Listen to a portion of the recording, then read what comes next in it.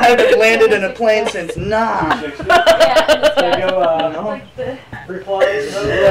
Oh, yes.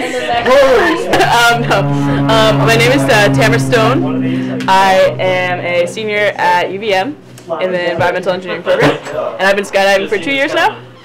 And yeah, basically I make all my money here packing, and then I'm just learning how to do video and jump every weekend that I can. I had to take 1 weekend off to take an exam. So I could be anywhere from only 1 jump to my max is like probably 7. My parents took me for a tandem when I was 16 in Australia, and I got hooked. As soon as I didn't stop laughing for 10 minutes straight. Like, I literally, coolest thing ever. And then the rule here is you have to be 18. So I waited till I was 18 and then did another tandem for my birthday, and then I was like, this is it, man. I am dedicating my life to this. So I went home for a summer and worked like 60-hour weeks, saved up like 5-6 grand, and then came back here. Spent it all.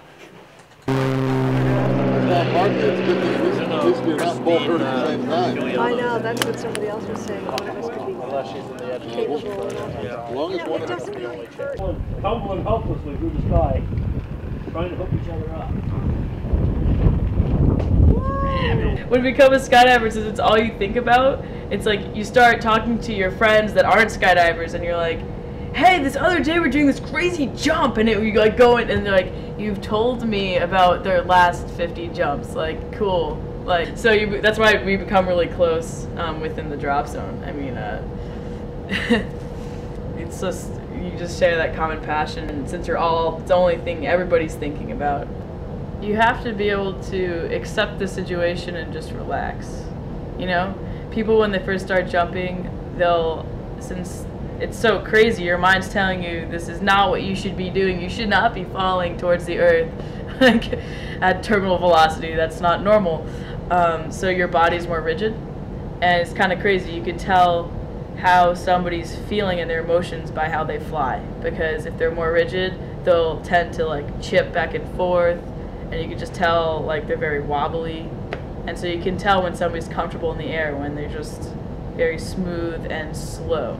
We have a phrase at VSA, slow means fast. Like the slower you do something, the more smoothly that transition occurs, and actually the faster the dive goes. So I met Melanie Curtis, and she was this awesome like skydive coach. Really, really just motivational. And I met her at the bonfire at that drop zone that night, and I told her how she inspired me, blah, blah, blah, how you're amazing, oh my god, we have to jump together. Next morning, I'm literally groggy eyed, just waking up, got there. She like calls me from the other side of the drop zone, like, Tammy Stone, you're jumping with me right now, what do you want to do? And she just did 2A, me and her, and it was probably like one of my most successful jumps. Like, we got in 20 points, which means just like we did 20 things and just connected them. And if you see my face in the video, my face is just like hysterical. So hysterical, she forgets what she's doing in the middle of the jump, and I have to tell her like what the next move is. It was like a 360. I was like, turn around. She's like, oh yeah. So that was definitely one of my memorable skydives. The last one is my buddy was on a wingsuit. Have you ever seen those? They're like squirrel suits, they call them. Anyway, he's climbing out on the wing to jump off, and I'm following him out. And then we do a count together, and then I grab onto him as he's going down, and I like ride him like a magic carpet. And literally like we like started spiraling, but he like kicked out of it, and then we were just flying, like, and I could like turn him, and I seriously felt like all of my childhood dreams of wanting to be Aladdin or what's her name, Jasmine. Yep, true, whole new world. It was awesome.